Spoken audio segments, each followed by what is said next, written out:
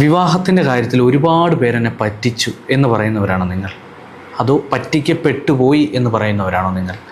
എങ്കിലൊരു കാര്യം പറയട്ടെ, നിങ്ങൾ വിവാഹം ആലോചിക്കുക, പറ്റിക്കപ്പെടുക ഒരു പ്രായമുണ്ട്.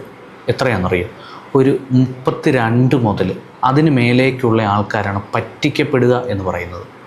അതിന് കാരണമുണ്ട്. എന്താണെന്നറിയോ?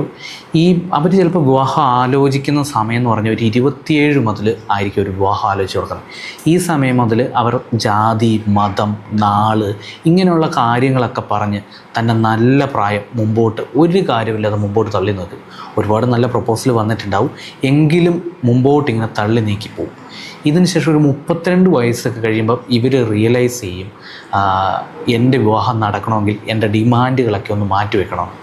എന്നാൽ ആ സമയത്ത് അവർ വയ്ക്കുന്ന ഡിമാൻഡുകൾക്കനുസരിച്ച് ഒരു കാരണവശാലും ഒരു പെണ്ണിനെ ഒരു ചെറുക്കനെ കിട്ടാതെ വരുമ്പോൾ ഇവർ പല സ്ഥലങ്ങളിൽ കൊണ്ട് പേയ്മെൻറ്റ് അടയ്ക്കും, അല്ലെങ്കിൽ അവർ പേയ്മെൻറ്റ് ചിലവാക്കും. അപ്പോഴെന്താ സംഭവിക്കുന്നത്?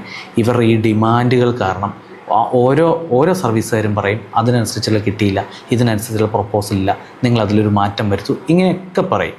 നിങ്ങളൊരു കാര്യം ശ്രദ്ധിച്ചാൽ മാത്രം മതി, നമ്മൾ മാച്ച് മേക്കിംഗ് സ്റ്റോറിയുടെ എപ്പിസോഡുകൾ ആരംഭിച്ചതിന് ശേഷം അതിന് താഴെ വരുന്ന കമൻറ്റുകൾ കണ്ടാൽ സത്യമായിട്ട് നമുക്ക് തന്നെ സങ്കടം വരും. അതിൽ വന്നിരിക്കുന്ന കമൻറ്റുകളിൽ ഭൂരിഭാഗം ഏജ് ഓവറായിട്ടുള്ള ആൾക്കാരാണ്. അവരൊരുപാടടുത്ത് പറ്റിക്കപ്പെട്ടു എന്ന് പറയുന്നതാണ്.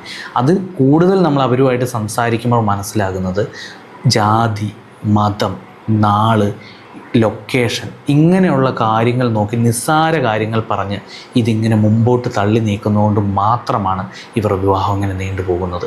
ഒരു പക്ഷേ ഈ ഒരു ചിന്താഗതി 26 വയസ്സ് അല്ലെങ്കിൽ അവർ വിവാഹം ആലോചിക്കുന്ന സമയത്ത് മുതൽ ഇങ്ങനെ ഒരു തീരുമാനം എടുത്തിട്ടുണ്ടായിരുന്നെങ്കിൽ ഉറപ്പായിട്ടും അവരുടെ വിവാഹം നടന്നു പോയേനെ. ശരിയല്ലേ?